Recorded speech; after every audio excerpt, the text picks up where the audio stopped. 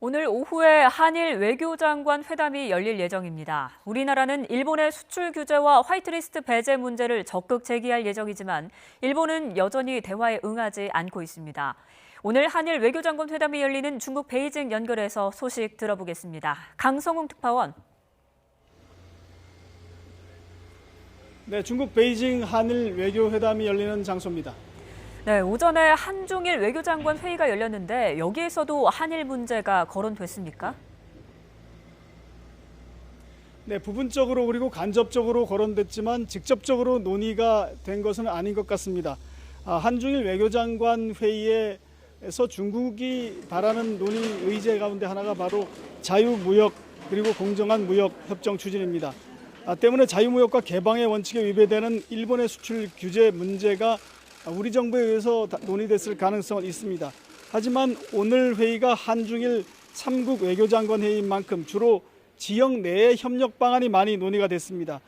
고노 일본 외상은 3국 외교장관 회담이 끝난 뒤 가진 공동 기자회견에서 잠시 뒤에 이제 강경화 우리나라 외교부 장관과 만나는데 기탄 없이 대화할 수 있을 것으로 생각한다, 이렇게 짧게 밝혔습니다.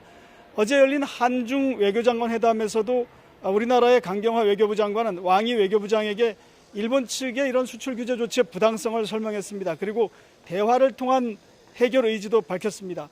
왕이 외교부장도 이에 대해서 어느 정도 공감을 했는데 구체적인 중재로 이어질 것 같지는 않은 분위기입니다. 무엇보다 일본 측의 태도 변화가 우선돼야 하는데 아직은 기존 입장을 그대로 고수하고 있는 것으로 보입니다. 참고로 이번 회의의 개최국인 중국은 연내에 한중일 정상회의를 개최하겠다, 이런 입장을 밝혔는데 이 부분이 어떻게 정리됐는지도 한번 확인을 해봐야 될 것 같습니다. 네, 한일 외교장관 회담 오후에 예정이 되어 있었는데 아직 시작이 안 됐습니까?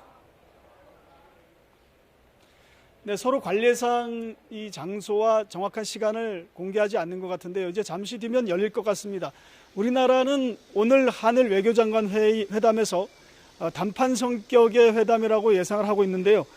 무엇보다 일본의 수출 규제 문제 그리고 화이트리스트 배제 조치, 이런 것들에 대해서 우리 정부의 입장을 적극 개진할 예정입니다. 또 한일 정보보호협정, 이 지소미아의 연장 여부에 대해서도 우리가 검토하고 있다, 이런 입장을 밝힐 것으로 알려졌습니다.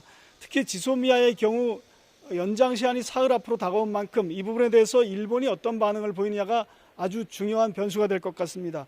또 다음 주인 28일에는 일본의 화이트리스트 배제 조치가 시행에 들어갈 예정이어서 이번 외교장관 회담이 일종의 마지막 단판 성격이 되는 것 아니냐 하는 얘기가 나오고 있습니다.